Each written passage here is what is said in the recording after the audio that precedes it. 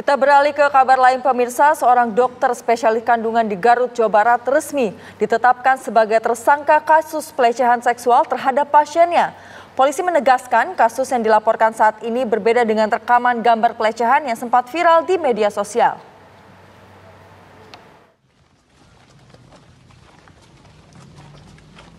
Dokter spesialis kandungan Muhammad Syafril Firdaus resmi ditetapkan sebagai tersangka pelaku pelecehan seksual oleh Polres Garut. Penetapan ini merupakan hasil penyelidikan atas laporan korban yang diduga mengalami kekerasan seksual saat melakukan pemeriksaan kesehatan di luar fasilitas medis. Setelah tersangka melakukan tindakan medis di rumah orang tua korban tanpa pendampingan resmi, tersangka meminta korban mengantarkannya pulang ke kos dan melakukan tindakan asusila terhadap korban di dalam kamar kos. Kasus ini pun resmi dilaporkan korban dan telah ditangani langsung oleh Polres Garut. Sampai dengan hari ini memang laporan polisi yang kami terima itu baru satu. Seperti yang disampaikan oleh Bapak Kabid Humas Polda Jawa Barat, banyak korban diindikasikan, namun yang membuat laporan secara tertulis baru satu.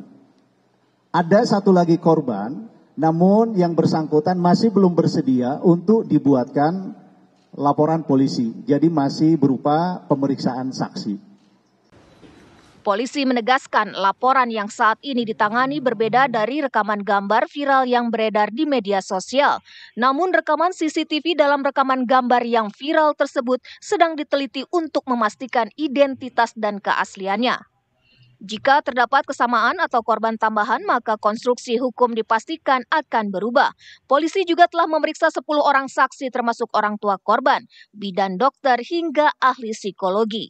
Tersangka Muhammad Syafril Firdaus terancam hukuman penjara maksimal 12 tahun dan denda hingga 300 juta rupiah. Penyidik pun masih mendalami kasus ini dan membuka peluang munculnya korban lain. Polisi juga mengimbau jika ada korban lain yang merasa mengalami hal serupa agar segera melapor untuk memperkuat pembuktian hukum. Muhammad Syafril Firdaus ditangkap Satreskrim Polres Garut pada Selasa malam dan masih diperiksa secara intensif. Tersangka pun kini mendekam di rutan Polres Garut.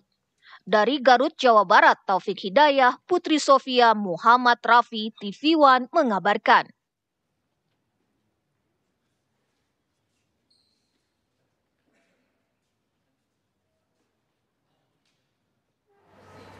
Lalu bagaimana perkembangan kasus terkini dari oknum dokter yang diduga melakukan pencabulan terhadap pasiennya dan sudah ditetapkan sebagai tersangka? Kami sudah terhubung dengan reporter TV One yang ada di Garut, Jawa Barat, ada Taufik Hidayah. Taufik, selamat pagi. Kabarnya lebih dari satu korban. Apakah Anda bisa mengkonfirmasi? Benarkah demikian, Taufik?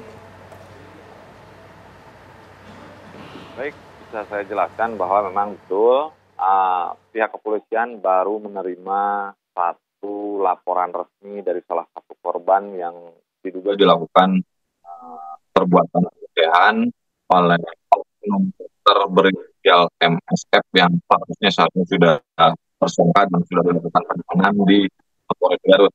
Namun sejak kemarin ditetapkan tersangka, ada kantor hukum yang menerima banyak aduan atau konsultasi dari beberapa korban yang pernah dilakukan pelecehan oleh tersangka, di mana kendala penyidik dan kendala kantor hukum itu yaitu privasi, terutama keluhan para korban yang takut akan identitasnya terbongkar apabila membuat laporan resmi.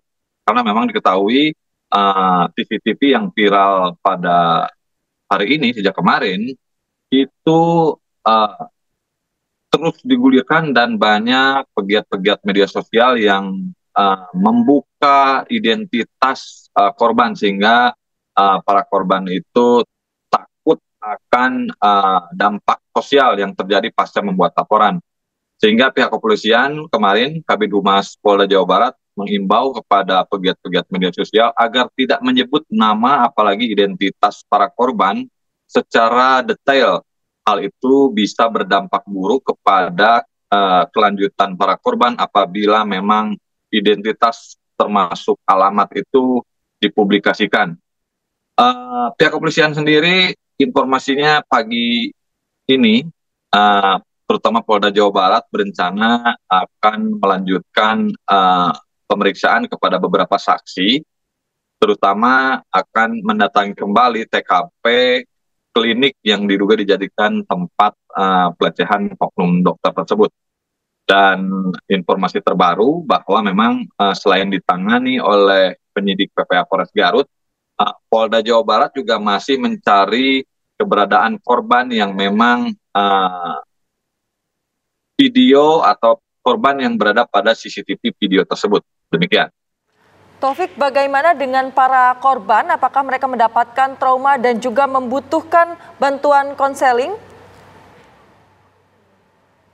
Betul sekali, yang sangat dibutuhkan para korban adalah bantuan konseling, terutama trauma healing, ya, karena memang seperti yang mengadu ke salah satu kantor bantuan hukum di Garut, bahwa memang para korban ini tertekan karena sang suami tidak mengetahui insiden pelecehan tersebut, sehingga selama ini para korban menyembunyikan perlakuan yang dilakukan oleh tersangka kepada dirinya.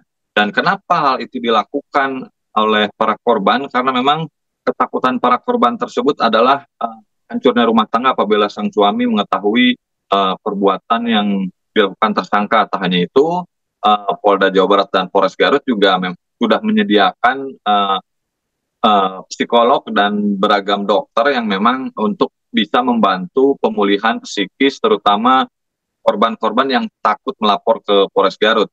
Dan satu lagi, apabila korban merasa takut, malu, atau tidak ingin identitas atau privasinya terbongkar, Polres Garut membuka layanan daring untuk pengaduan korban, sehingga para korban tidak perlu datang ke posko pengaduan.